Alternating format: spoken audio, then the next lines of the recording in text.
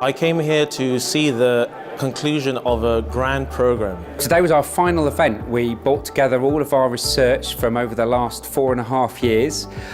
We've distilled that into a report called Closing the Gap, and we brought together a number of our stakeholder partners. Well, today was really meant to showcase the work that we've done in iBUILD, and in particular to demonstrate that academic communities and industrial communities and policy-making communities that perhaps don't normally work together have managed to produce a very large body of work that will hopefully change the way that infrastructure is delivered. iBUILD is a textbook case of how to go about interdisciplinary research. This whole iBUILD program was very inspirational, and one of the big I would say eye-openers for me was the importance of having the local stakeholders, the local infrastructure central in this program. I think that's a very, very fascinating and new idea for me, new concept. Well, the workshop that we ran this afternoon was to help us think around how you actually think about value in cities. So when you make an intervention in cities, when you say, hey, let's make our city green, let's make it pedestrianised, let's put in a load of green space, what does that actually mean in practice? So who gets that value? What is that value? Is it better environmental value, better social value, better economic value? Who owns that value? Who captures that value? Who's the person who gets the benefit of that value? And then perhaps importantly, who are the people who are going to need to pay in order to make that value actually happen? Is it the people who most benefit, or is it something that should be borne by society as a whole, or is it something in between?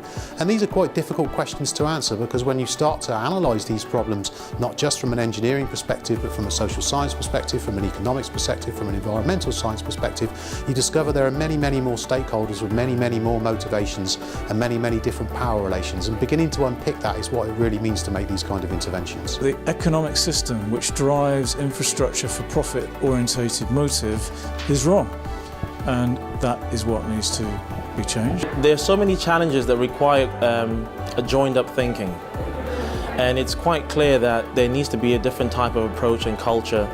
iBUILD has, I think, changed the whole conversation to becoming a much more strategic one rather than an emotional one.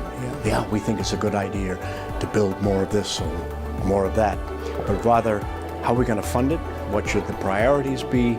And how do we manage this tension between national level priorities and regional needs? In the panel discussions at the end, many of the people on that panel, some of whom you would expect to have divergent views, actually agreed on a great deal. There were people like me from academia, and other people coming instead from city council like Manchester, and people instead representing interest at the highest level like the National Infrastructure Commission.